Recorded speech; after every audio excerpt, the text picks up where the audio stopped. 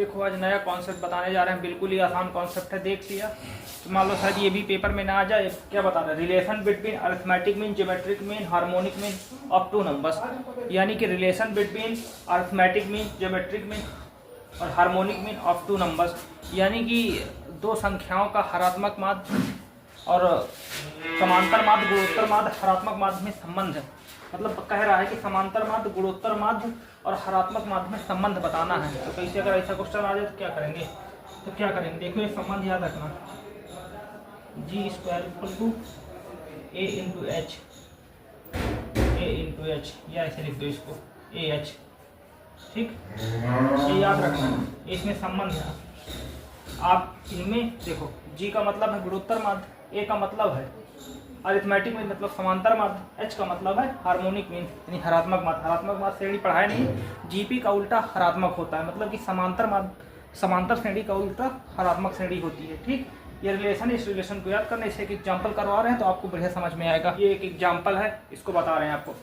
If the arithmetic mean and harmonic mean of two numbers are 27 and 12 respectively, then what is their geometric mean? ये पूछ रहा है, देखो, if the arithmetic mean and harmonic mean of two numbers are 27 and 12 respectively, then what is their geometric mean? Hindi में समझो, if the arithmetic mean यानी दो संख्याओं का समांतर माध्य, हरात्मक माध्य 27 और 12 दे के रखा है, तो आपको पूछना गुणोत्तर माध्य। सुनो, दो संख्याओं का समांतर माध्य और गुणोत्तर माध्य दे के रखा है 27 और 12, यानी समांतर माध्य 27 है और हरात्मक माध्य 12 है, और पूछ रहा है ये गुणोत्तर माध्य क्या होगा।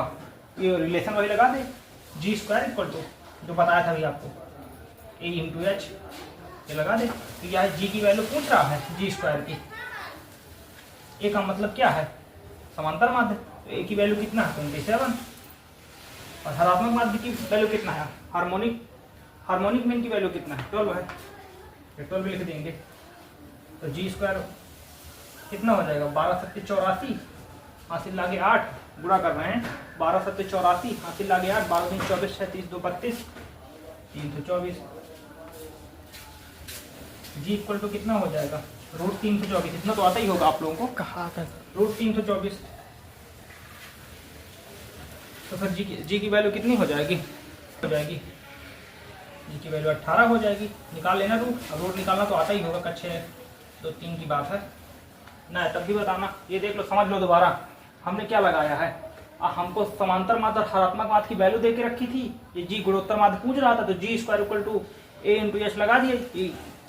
ये जो रिलेशन है, relation between arithmetic mean, harmonic mean है, ज्योमेट्रिक मीन है, G square equal to A H, इसको याद रखना, यही फार्मूला अप्लाई करके लगा। तो जी स्क्वायर अरिथमेटिक मीन यानी समांतर माध्य की वैल्यू 27 दे के रखी थी और हरात्मक माध्य की 12 दे के, दोनों का गुणा कर दिया, यानी 18 का स्क्वायर 324 होता है।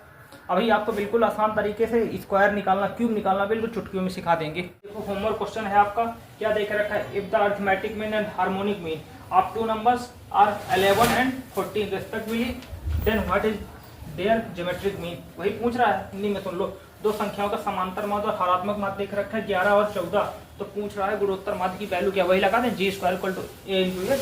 तो जी स्क्वायर बराबर 11 गुणे 14 जितना है, अंडर रूट कर ले, ना निकले अंडर रूट, चलो कमेंट में आंसर जरूर बताना, लाइक शेयर सब्सक्राइब जल्दी करते रहो।